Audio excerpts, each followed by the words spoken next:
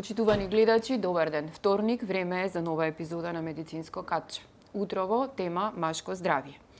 Се зголемува ли бројот на случаи заболени од простата? Дали се повеќе бенигни или малигни? Постои ли некоја нова метода со која што може за кратко време пациентот да излезе од болница?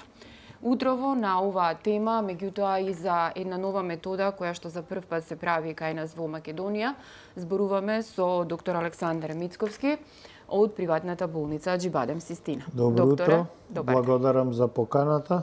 Задоволство ме е секое наредно гостување во вашата емисија и благодарам на гледачите кои се надевам ја следат емисија. Дадов кратка една најава, меѓутоа вие ќе ни објасните зашто поконкретно станува збор. Значи, од неодамна во Систина со локална операција се отстранува бенигно зголемување на простата. Така е. Ајде малку околу самата процедура, да им објасниме на гледачите. Ова е всушност втор дел на една емисија што јас и вие започнавме, во која што зборувавме за оваа процедура. Накратко ќе повториме за да обезбедиме продолжеток на тоа. Тоа е метода која што лекот е водата. Значи, нема хемикали, нема терапија, нема ласери, нема зрачење, туку има лечење со вода. Науката позади таа техника вели дека употребата на врела водена пареја генерирана не со топлина, туку со радиофреквентна енергија, може да ја доведе до 103 степени во неколку милисекунди. И ние а при тоа сите рачни уреди и генератор да не создаваат топлина. Значи, ние добиваме на врвот на инструментот, иглата, 103 степени пареја, меѓутоа се останато е ладно. Таа пареја, апаратот се вика Резум, тој е амерички патент и нема втор таков на планета, тој е еден и единствен производител. Со него ја третираме бенигнато зголемена простата на најминимално агресивен начин од досега познатите. Со тие убоди со врела водена пареја се предизвикува изумирање или некроза на оној дел на простатата што смета на каналот за мокрење, кој што во период помеѓу 2 недели до 3 месеци организмот, тоа мртво ткиво, ќе го свари. Значи, обично пациентите мислат дека тоа ќе изумре, па ќе се исврли надвор нешто нечисто, тоа не е така. Значи, како, например, зрачна терапија, кога ќе стопи некој тумор, организмот ги вари собствените мртви клетки. На овој начин ние создаваме мртви клетки, кои што организмот со своите природни механизми за варење на мртвото ткива ќе го отстрани, ќе го свари, ќе го исчисти, се формира одлична јама, онаму каде што била простатата, односно делот од неа кој што сметал, сега има јама како отворен пат, кој што е загарантирано дека во следните 10 години ќе има одличен проток без потреба од терапија.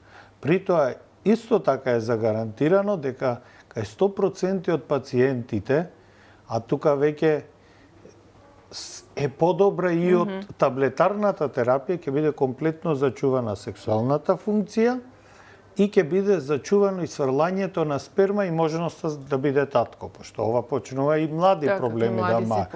Меѓутоа, како се продолжува животниот век благодарение на медицината, на скрининзи, на раснењето на здравствената култура кај населението, вклучувајќи ја и Македонија, животниот век се продолжува. Како подолго живеат луѓето, појавата на проблеми со старењето, вклучително и на проблеми со простатата и измокрувањето, станува се поактуелен. И тие постари мажи бараат полесно решение, затоа што имаат и други болести. Имаат проблеми со срце, со висок притисок, со шекерна болест и други останати, ние ги викаме придружни болести или коморбидитети. Ради тие придружни болести, кај нив е поризична анестезијата, да ги заспиете и разбудите, него ли сама ова минимално агресивна процедура. И затоа, како на дополнение на обуката што компанијата обезбедува за докторите кои што имаат лиценца да го работат ова, организираше и дополнителна обука како ова да го сработиме во локална анестезија, односно пациентот да не биде заспан, да не биде боцкан во кичмата, да не прима никакви венски лекарства, туку со локална анестезија, сека трансректална, се убризгува локален анестетик, слично како на поправка или вадење на зад, кој што се утрнува само регијата околу простата, онаму каде што ќе работиме.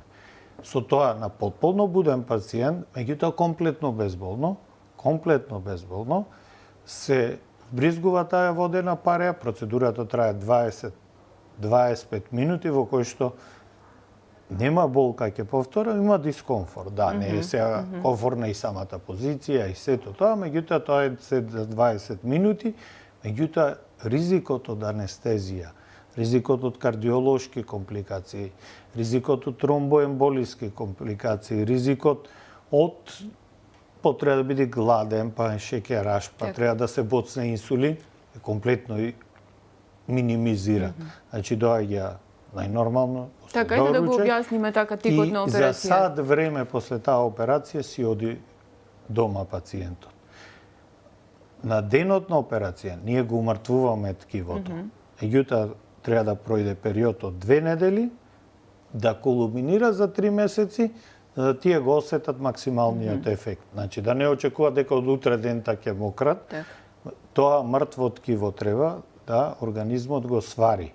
Меѓутоа тие ефекти кои ќе ги достигнат се феноменално добри и тоа се не само субјективните, она што пациентот го чувствува, туку и ние тоа што го мериме и тоа од годинава, благодарение на бројот на извршени случаи, ќе нашите резултати ќе бидат дел од меѓународното искуство за оваа работа, искуство во бројки, кои што ги мериме, ќе ги објасниме кои што ќе бидат презентирани на годишниот мастер-клас симпозиум, кој што еднаш годишно го организира Boston Scientific во Истанбул, каде што резултатите од Александар, од Систина, од сите останати што работат, се собираат и се прават водичи околу третманот на ова и очекувањата на ова релативно нова работа, или најмалце инвазивно од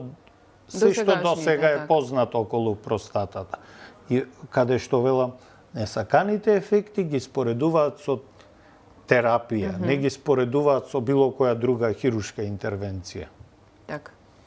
За самиот тик на операцијата, рековте дека во еден ден пациентот доаѓа и си оди дома, практично после 2-3 часа, колку што разбрав. Може и порано. Може и порано.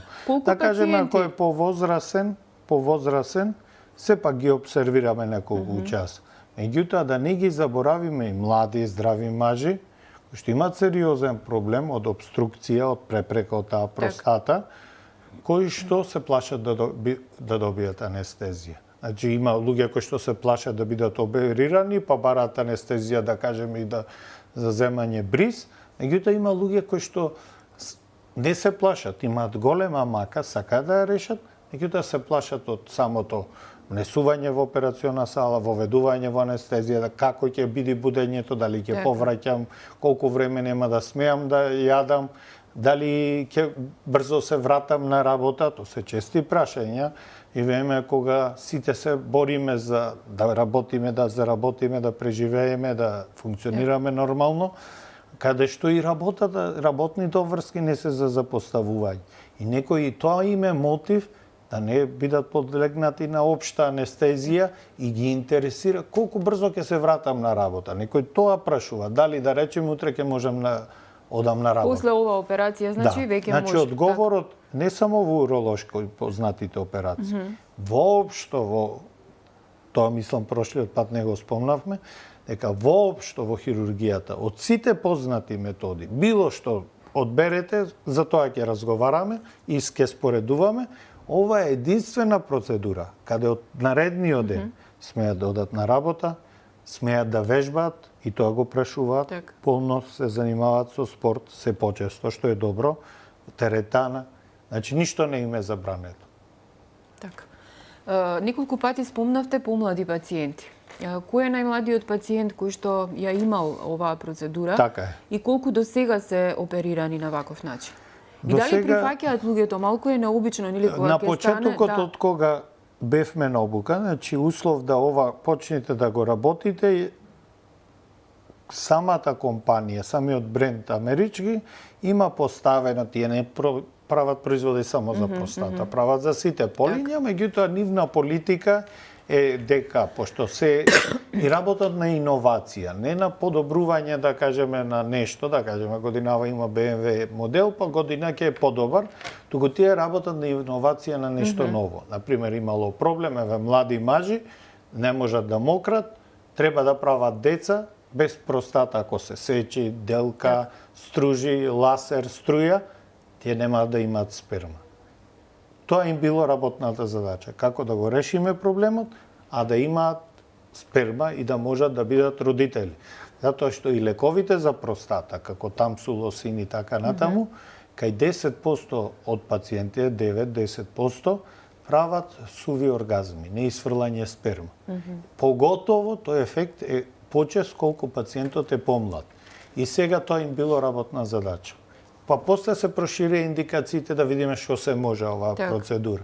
И тие го пронашле ова. Услов да го примените.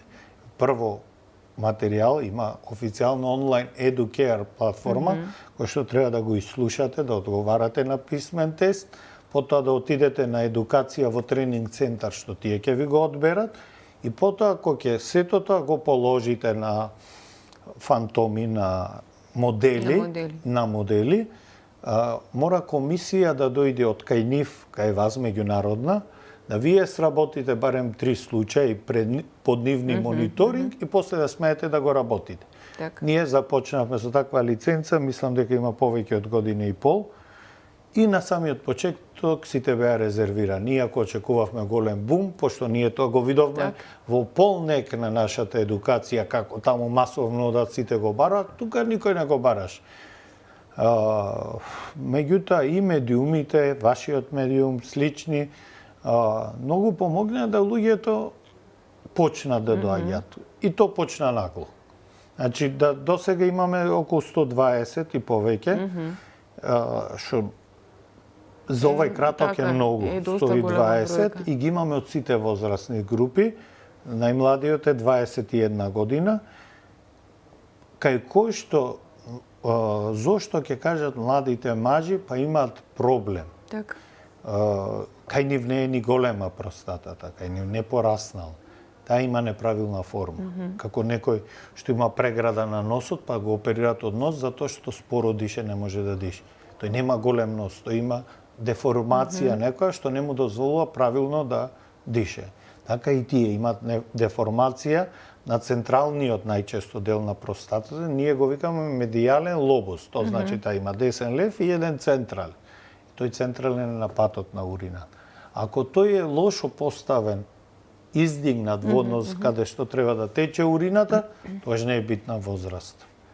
И тогаш е главната предност на резум, што друго не може да примените. Од лековите ќе има суви оргазми, не може да се оствари и како татко, и да не е како татко. Крајот на сексуален однос кулминира со ејакулација и сврлање сперма на таа година и на 20, 30 и 40 и 50 е многу битна работа. Не само татковството. Другиот проблем е што истиот тој проблем го имат и од лековите и нема друг начин. И тогаш тие се подложени на оваа процедура, која што им го решава тој проблем. И тоа на многу едноставен начин. Пошто тоа се мали простати, со еден дел кој што смета на текот на мокрењето им прави многу симптоми. Околу безбедноста на самата операција, колку е безбедна и да разграничиме овде дека се прави само кај бенигни. Апсолутно, така е. Тоа е многу битно да им покажеме на гледачите. Многу битно е, а околу апсолутно тука нема радикалитет. Значи целта на оваа операција е луѓето да немаат симптоми, да подобро мократ, не се напрегаат, да кажеме ве сега сме на интервјуто, да не е прва работа што ќе мислам кога ќе заврши па да одам да мокрам. да не се оптеретен или треба да патувам каде ќе има бензинска па да застанам. Значи да спиам добро, да знам дека нема да станувам ноќе да 2 пати, 3 пати па презаспал, не презаспал, има 5, 6 пати што стануваат ноќе и немаат подобрување со терапија, пијат со години, то се хемикалии. Значи ако со нешто што трае 20 минути, вие ги ослободите од хемикалии следните 20 години, се направиле добра работа за нив. Поготово што компликациите се сведени на некој непрепознатлив минимум, значи се минимални. Од 120 имам еден пациент што по 3 месеци изумре по голема количина на ткиво, па прекина да моче, кое што моравме нахранно да го отстраниме за да промокри.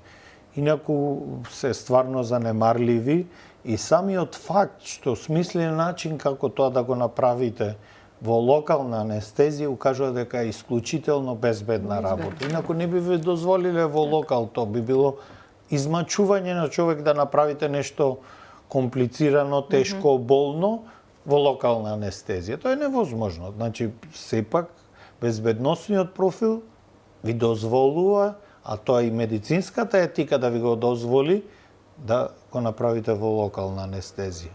Така. За крај на интервјуто, темава е премногу голема. Да, позборуваме интересот е многу голем. Интересот е секако голем. Да разграничиме дека се прави нели само кај бенигно зголемување. Така, исклучиво кај бенигно. Нема радикалитет да златен стандард кај карцином на простата, кој што е операбилен, не дал метастази, па сега да треба корелација со онколошка терапија или така натаму, е радикалното отстранување на простата. Некој го прави класично, некој го правиме ние во моментов лапароскопски, со намера нормално, како секој модерен центар да воведиме и тоа лапароскопија со помош на робот. Уште посовремено.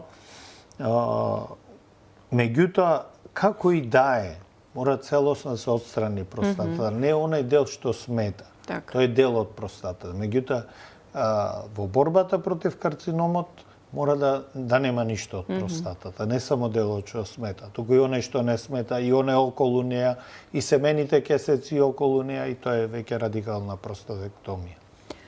Спомнавме дека интересот е многу голем. Една препорака за сите пациенти за крај на интервјуто. Што би им препорачале?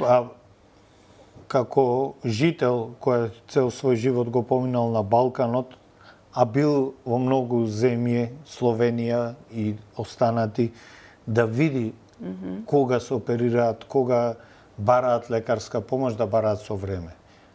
Нема да сретните вие маж кој што толку многу трпи симптоми и ќе дојде до катетер, да речеме во Словенија, нема да сретните во Австрија.